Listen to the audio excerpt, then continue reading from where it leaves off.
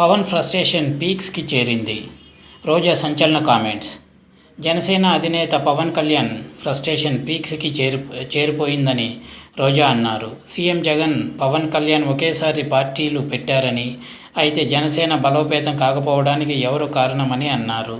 ఆవేశానికి, అరుపులకి ఓట్లు పడవని పవన్ తెలుసుకోవాలని రోజా అన్నారు. ఆర్ నారాయణమూర్తి ఎప్పుడో ప్రధానమంత్రి అయ్యేవారని రోజా అన్నారు.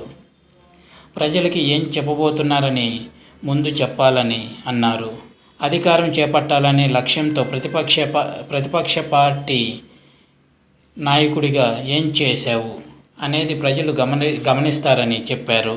జగన్ పార్టీ పెట్టి 151 సీట్లు సాధించి తిరుగులేని ముఖ్యమంత్రి అయ్యారని, పవన్ కళ్యాణ్ మాత్రం 2 చోట్ల ఓడిపోయారని మంత్రి రోజా అన్నారు. ఓ పార్టీ ప్రెసిడెంట్గా ఉండి 24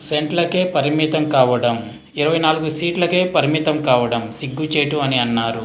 ఇప్పటిదాకా జనసేన బూత్, మండల కమిటీల నిర్మాణ పనులు చేయలేదని అన్నారు. 30 సీట్లు కూడా తెచ్చుకోలేని పవన్ చంద్రబాబు కాళ్ల వద్ద పనిచేస్తూ జన సైనికుల్ని తాకట్టు పెడుతున్నారని అన్నారు. ఇది వ్యూవర్స్.